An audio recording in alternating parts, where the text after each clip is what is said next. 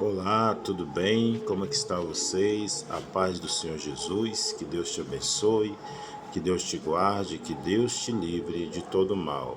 Amém?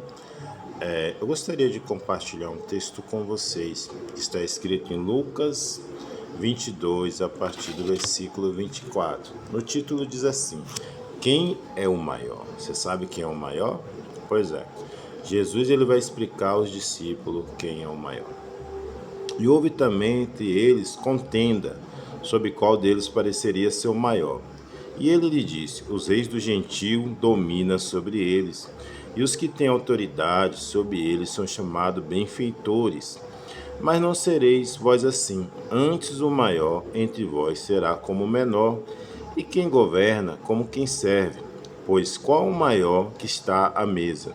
Ou quem serve porventura não é quem está à mesa? Eu, porém, entre vós sou como aquele que serve. Vós sois os que tendes permanecido comigo nas minhas tentações. Eu vos destino o reino, como meu Pai a destinou a mim, para que comais e bebais a minha mesa no meu reino e vos assenteis sobre trono julgando as 12 tribos de Israel. Disse também o Senhor: Simão, Simão, eis que Satanás vos pediu para você andar como trigo, mas eu roguei por ti, para que a tua fé não desfaleça, e tu, quando te converteres, confirma os teus irmãos. E ele disse: Senhor, estou pronto a ir contigo até para a prisão, a morte. Mas ele disse: Digo-te, Pedro, que não cantará hoje o galo antes que 3 vezes negue e me conheces. E disse: Quando vos mandei, sem bolsa, alforje ou sandália, faltou-vos, pois, ventura alguma coisa?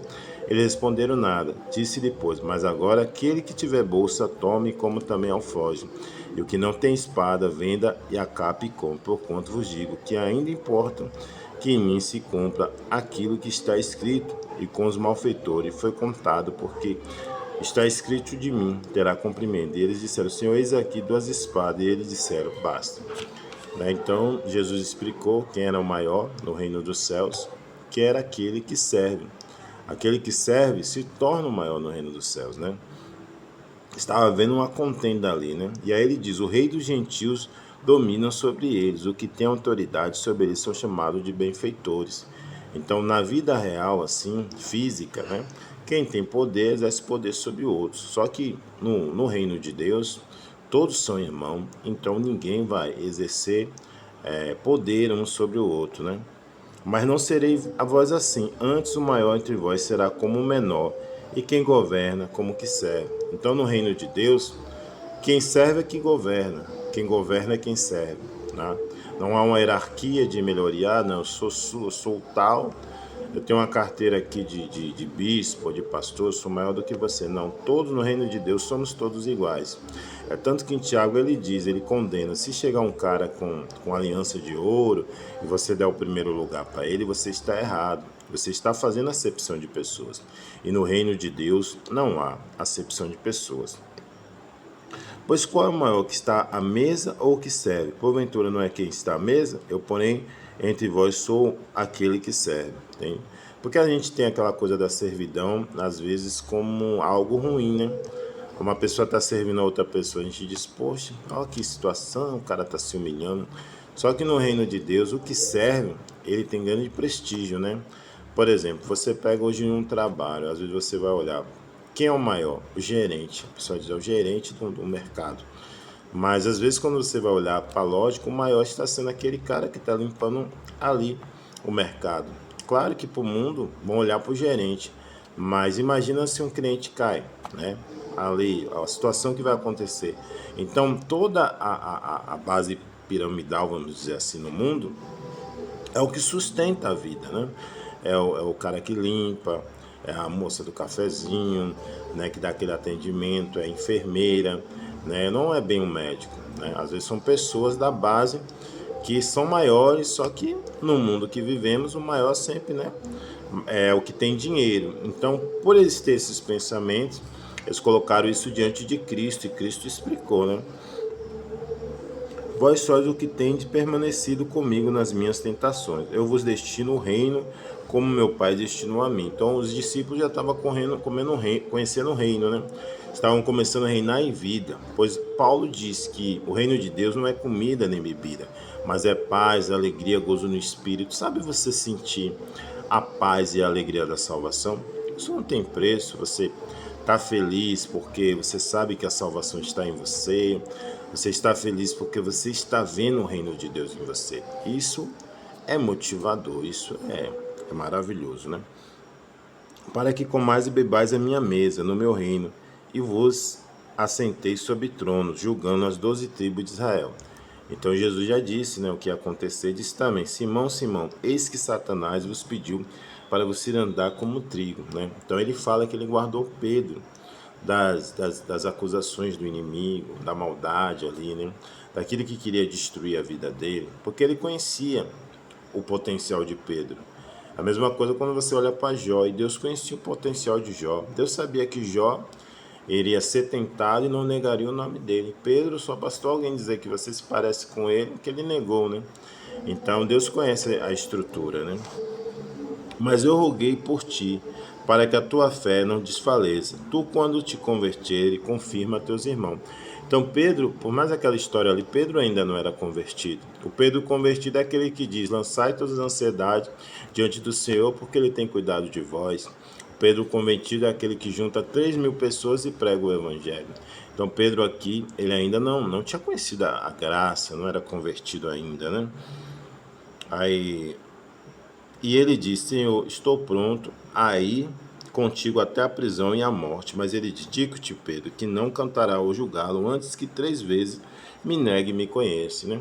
É como tem uma música que diz, né? Deus conhece a sua estrutura, sabe o que está fazendo. Então ele conhece a nossa escritura. A gente pode jurar de pé junto: não, Jesus, por ti eu nunca vou te largar, eu nunca vou te abandonar. E pode chegar um dia que a gente decaia na fé, né? Então, a gente luta para não decair na fé, a gente lutamos para que a gente tenha uma vida em Cristo, uma vida em abundância, uma vida maravilhosa, mas pode acontecer de a gente cair, né? E disse: quando vos mandei sem bolsa, alforje ou sandália, faltou-vos porventura alguma coisa? Eles responderam: nada. Disse, pois: mas agora aquele que tiver bolsa, tome, como também alforje. E o que não tem espada, venda a sua capa e compre. Então, sobre essa espada, ele estava falando sobre entendimento, sobre a palavra de Deus, sobre fé. Só que ele falava como dizem o pessoal, para vícios de linguagem, ou vamos dizer parábolas, né? Parábolas ao qual muitos deles não entendiam. Muitas parábolas ele tinha que explicar, mas chegou um momento que Jesus já estava prestes a ser crucificado e ele não queria mais parar para estar decifrando as parábolas que ele falava, mesmo porque existia uma multidão de conspiradores querendo matar, pessoas por inveja. Só que ele não queria estar falando no meio dessas pessoas, né? E o próprio Paulo diz: já era para eu dar algo melhor, estou tendo que dar leite para vocês são meninos. Quer dizer, em 3 anos já era para ser mestre, e muitos deles não eram mestres, ainda estavam engatilhando. É que nem processo de ensino, né? Você vai ensinar uma criança, tem criança que aprende mais rápido, tem criança que demora mais, vai depender muito da mente daquela criança, né? Porquanto vos digo ainda, importa que a mim se cumpra aquilo que está escrito, e com os malfeitores foi contado, porque o que está escrito de mim terá cumprimento, né? Então, ele já estava predizendo a morte dele, né? A cruz dele, que ele ia morrer, que ele ia padecer, que o cordeiro seria imolado, assim como foi lá na Páscoa, quando você lê Êxodo 12, né? Que o cordeiro foi imolado, para precisar sangue nas portas, para que o anjo da morte não passasse ali na casa dos israelitas, né? Então, eles disseram: Senhor, eis aqui 2 espadas. Ele disse: basta. Porque na verdade eles não entenderam, porque Jesus falava de coisas espirituais e as pessoas só entendiam as coisas materiais. Os milagres que Jesus fez foi para mostrar: eu sou filho de Deus, por isso que eu estou fazendo milagre. Mas o ministério de Jesus sempre lhe apresentou o lado espiritual, esse lado que muitos não entendem, muitos ainda acham que Jesus é o Jesus do carro, da casa, do apartamento. Jesus te dá força, Jesus te dá tudo. Mas o evangelho não é isso. O evangelho não é ter casa, não é ter carro, não é ter, sabe? Isso são consequências de uma vida piemente em Deus, né?